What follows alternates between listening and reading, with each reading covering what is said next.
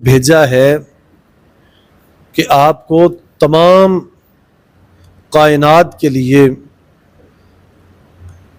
آپ کو رحمت بنا کے بھیجا ہے۔ اللہ رب العزت نے اپنے حبیب صلی اللہ علیہ وسلم پہ بڑی کرم نوازیاں فرمائی ہیں، جو اپنی مثال آپ ہیں۔ ان میں سے کرم بالا کرم کہ آپ کے وجود مسعود کو پوری مخلوقات کے لیے آپ کو رحمت بنا کے بھیجا ہے۔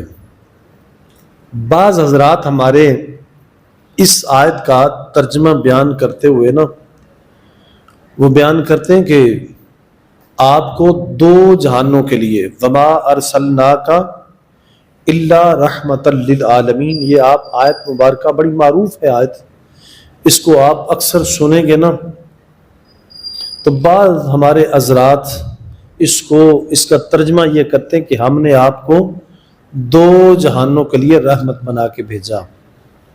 یہ اکثر ہماری اردو کی کتابوں میں یہ سکول کی کتابوں میں، اردو کتابوں میں بعض دفعہ میں نے بھی یہ دیکھا پڑھا ہے، تو یہ لکھا ہوتا ہے کہ ہم نے آپ کو دو جہانوں کے لیے رحمت بنا کے بھیجا ہے۔ تو یہ اس لفظ کا ترجمہ صحیح نہیں ہے۔ اس کا اصل مفہوم اور معنی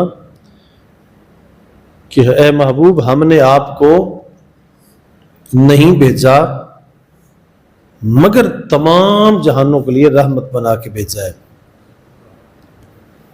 ہم نے آپ کو تمام جہانوں کے لیے رحمت بنا کے بھیجا ہے۔ تو عالمین کا معنی صرف دو جہان نہیں ہے، بلکہ ہمارے علماء خیر، علماء دین نے اس کی بڑی خوبصورت وضاحت فرمائی ہے۔ ہمارے جو بڑے محقق اور مدقق علماء ہیں وہ فرماتے ہیں کہ یہ مٹی ریت کے اندر جو ایک کنکرا جو چمکتا ہے یہ ایک کنکرا، ایک ذرہ، یہ اپنی جگہ پہ ایک جہان ہے۔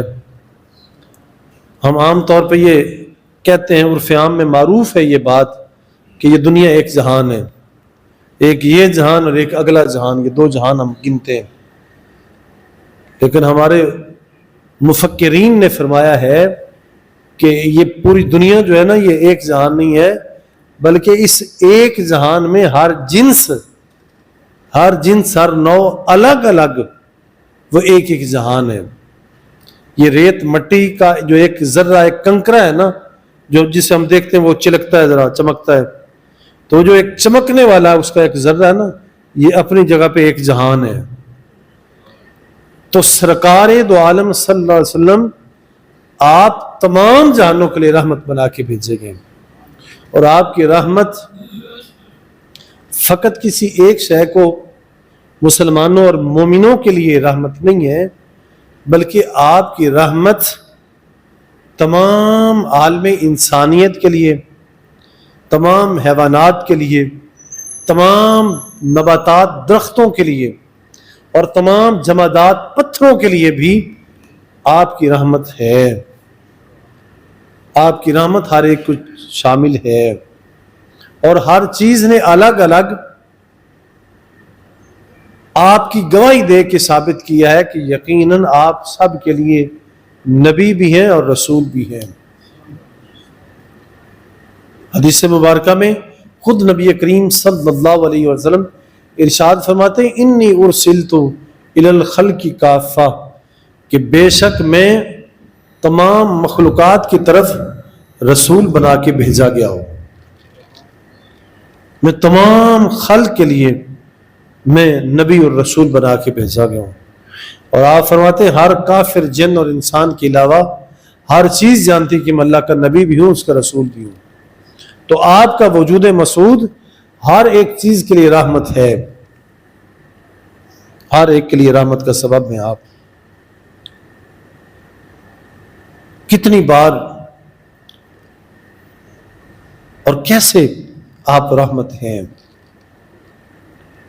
صحابہ کے لیے آپ کے سامنے تو ایک نہیں ہزاروں مثالیں ہیں نا، جنہیں بار بار مزے سے لطف سے بیان کیا جاتا ہے. لیکن آپ دیکھیں واشی، آپ نے نام سنا ہوگا واشی کا. ایمان لانے سے پہلے بڑے قتل و غارت اور بڑی ظلم زیادتیاں کی ہیں، جس میں سے ایک بہت بڑی زیادتی اور ایک ظلم کہ نبی کریم صلی اللہ علیہ وسلم کے سکے چچا حضرت سیدنا امیر حمزہ رضی اللہ تعالی عنہ آپ کو شہید کیا، آپ کو قتل کیا، اور پھر آپ کے سینے کو چیر کے کلیجہ نکالا. اس قدر اذیت دی ہے، کلیجہ نکالا اور اس کی بیوی ہندا نے اس کلیجے کو نکال کے چبایا ہے، دانتوں سے ناخنوں سے نوچا ہے، چبایا ہے. یعنی اس وقت اس ماحول کو یہ میسج دیا کہ ہم اتنے بڑے جابر ظالم ہیں، ہم یوں انتقام لیتے ہیں. اتنی مخالفت ہے اسلام سے، دین سے اور سرکار دو عالم وسلم سے مخالفت ہے. تو چونکہ آپ سرکار کا ساتھ دیتے ہیں، آپ حضور کے سپورٹر ہیں، دینی خدمات ہیں آپ کی، آپ بڑی پیار اور محبت فرماتے ہیں سرکار سے، اور سرکار کی محبت اور آپ کا پیار اپنے چچا سے ہے. تو جب جناب سیدنا امیر حمزہ ان کے قابو آئے تو انہوں نے پھر یہ سلوک کیا ہے، پہلے آپ کو مارا ہے، پھر آپ کے سینے کو چیر کے آپ کے کلیجے کو نکالا، بے حرمتی کی ہے، اتنی اذیت دی ہے آپ کو. ایک دن ہوا کہ پھر وہی واشی پھر چل کے آیا سرکار کے پاس. یہ دیکھیں، یہ سنیں سمجھیں ذرا کہ سرکار کیسے رحمت ہے ہر ایک کے لیے. آپ کا وجود مسعود کیسے رحمت ہے، ذرا توجہ کریں ذرا، کیسے رحمت ہے حضور. اتنا بڑا اسلام کا دشمن ہے، نبی کریم صلی اللہ علیہ وسلم کا دشمن ہے، مخالفت میں آپ کے چچا کو قتل کیا ہے، اذیت دی ہے، اور آپ کے جسم اطہر کو اس طرح نوچا ہے، دبایا ہے، رسوا کی ہے.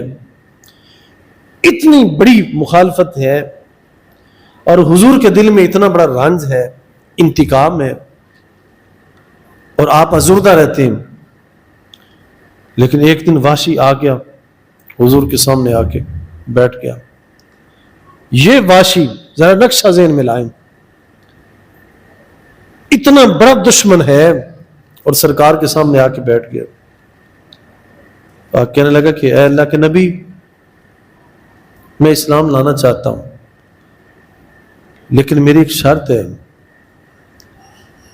کہ میں نے سنا ہے کہ اللہ رب العزت کی کتاب مجید میں یہ آیات ہیں کہ والذین لا یدعون مع اللہ الہا آخر، کہ اللہ کے ایسے بندے بھی ہیں جو اس کی سوا کسی کو پکارتے نہیں ہیں. ولا یقتلون النفس التی حرم اللہ الا بالحق، اور وہ کسی کو حق کے بغیر قتل بھی نہیں کرتے. ولا یزنون، اور وہ زنا بھی نہیں کرتے. ومن یفعل ذلک یلقى اثاما یضاعف له العذاب یوم القیامہ ویخلد فیہ مہانا، اور جو ایسا کرے گا پھر اس کو یہ چمٹ جانے والے گناہ ہیں، اور پھر وہ ان کا عذاب، ان کی سختی کو دگنا کر دیا جائے گا، اور وہ پھر ہمیشہ ہمیشہ جہنم میں، آگ میں گرے پڑے رہیں گے. میں نے یہ سنا ہے اب مجھے بتائیں کہ میں اسلام تو لانا چاہتا ہوں لیکن میں نے تو یہ سارے کام کیے،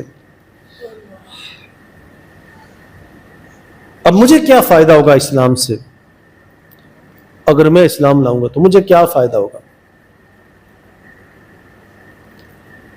اب آپ سن رہے ہیں نا کہ حضور رحمت ہے، اور حضور کی رحمت ہر ایک کو شامل کیسے، اور حضور ایمان کے لیے، مومنین کے لیے حضور حریص کیسے، آپ کی رحمت، آپ کی شفقت کس قدر ہے۔ اسلام کا، چچا کا، گھر کا اتنا بڑا دشمن آ کے سامنے بیٹھا ہوا ہے اور سوال پوچھ رہا ہے۔ عالم تصور میں آئے، ذرا تھوڑی دیر کے لیے ذرا سوچیں ذرا کہ ہمارے گھر میں سے ہمارا براہ راست ہمارا اور ہمارے گھر کے کسی فرد کا، کسی جی کا جس نے اتنا بڑا نقصان کیا ہو، اس کے لیے ہم اپنے دل میں جذبات کیا رکھیں گے، دل میں ارمان کیا رکھیں گے؟ اس کے لیے کوئی معافی کا خانہ ہوگا، کوئی شفقت، کوئی نرمی کے لیے کوئی خانہ رکھیں گے بقایا کہ چلو کوئی نہیں، آج یہ آ گیا ذرا۔ لیکن قربان جائیں، اللہ کے محبوب اس قدر رحیم ہے، اس قدر شفیق ہے، آپ کا اتنا بڑا دشمن، اتنا بڑا ظالم آ کے سامنے بیٹھا ہوا ہے اور سوال کر رہا ہے اور شرائط طے کر رہا ہے کہ میری شرط یہ ہے کہ اسلام تو لانا چاہتا ہوں لیکن میں نے تو یہ سارے کام کیے ہیں، میری توبہ قبول کیسے ہوگی، میری بخشش کیسے ہوگی، میں کیسے بچ سکتا ہوں؟ اب اسلام لاؤں نہ لاؤں برابر ہی ہے۔ اگر اسلام لانے کے بعد بھی اگر یہ کچھ ہوگا تو پھر مجھے کیا فرق پڑتا ہے کہ نہ لاؤں یا لے آؤں؟ ذرا آپ کو سمجھ آ رہی ہے؟ ذرا سرکار رحمت ہے اور کیسے ہیں، آ کے یہ پوچھ رہا ہے۔ سرکار فرماتے ہیں تو نے یہ تو پڑھا ہے، یہ تو سنا ہے تو نے، کیا تو نے اس سے آگے والا مقام نہیں سنا؟ الا من تاب وآمن وعمل عملا صالحا فاولئک یبدل اللہ سیئاتہم حسنات۔ سرکار فرماتے ہیں تو نے آگے نہیں سنا کہ جس نے پھر توبہ کر لی اور جو ایمان لے آیا اور پھر جس نے اپنی اصلاح کر لی، جو پھر نیک کاموں کے اوپر جو آ گیا، تو میرا رب فرماتا ہے کہ ہم اس کے گناہوں کو نیکیوں میں تبدیل فرما دیں گے۔ دشمن کو مشورہ دے رہے ہیں، ذرا دشمن ہے لیکن مشورہ اس کو یہ دے رہے ہیں۔ سرکار فرماتے ہیں اللہ رب العزت گناہوں کو پھر نیکیوں میں بدل دے گا۔ اس نے کہا کہ یہ تو صحیح ہے، یہ تو ہے میرا ایمان لانے سے پہلے کا، لیکن پھر بھی اگر مجھ سے ایمان لانے کے بعد بھی اگر غلطی ہو گئی تو پھر کیا بنے گا میرا؟ اور پھر میں نے یہ بھی سنا ہے کہ اللہ رب العزت ان اللہ لا یغفر ان یشرک بہ شیئا، کہ شرک کے علاوہ سارے گناہ معاف فرمائے گا لیکن شرک کو معاف نہیں کرے گا۔ میں نے تو یہ بھی کیا ذرا، میں نے تو یہ بھی کیا۔ تو سرکار فرماتے ہیں تو نے اس سے آگے نہیں سنا؟ قل یا عبادی الذین اسرفوا علی انفسہم لا تقنطوا من رحمت اللہ ان اللہ یغفر الذنوب جميعا۔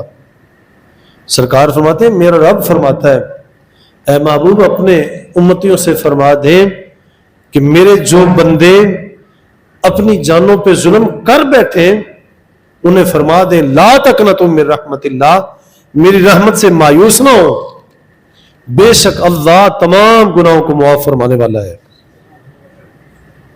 جب اس نے سنا نا، ہاتھ بڑھاتا ہے، عرض کرتا ہے اے اللہ کے رسول میں معافی چاہتا ہوں، میں آپ کے سامنے آپ کو ضامن بناتا ہوں، میں اپنے رب سے معافی چاہتا ہوں، میں توبہ کرتا ہوں اور میں اسلام لاتا ہوں اور مجھے کلمہ پڑھائیں۔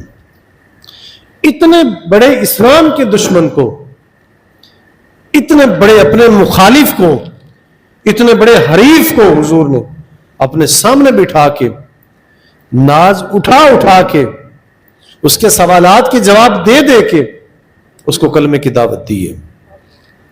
یہ رحمت ہے. وما ارسلناک الا رحمۃ للعالمین، ہم نے آپ کو تمام جہانوں کے لیے رحمت بنا کے بھیجا ہے، اور ہر شے کو حضور کی رحمت شامل ہے. ایک دشمن نہیں، ایک دشمن نہیں، دو نہیں، چار نہیں، سینکڑوں ہزاروں ایسے دشمن ہیں جن کو بڑی نرمی سے، شفقت سے، محبت سے، اور جب وہ خود سوچتے ہوں گے تو وہ بھی اپنے اندر پانی پانی ہو جاتے ہوں گے کہ حضور نے کس انداز سے ان کی معذرت کو قبول کیا ہے اور کس رنگ میں انہیں اللہ کی بارگاہ میں پیش کیا ہے. عثمان بن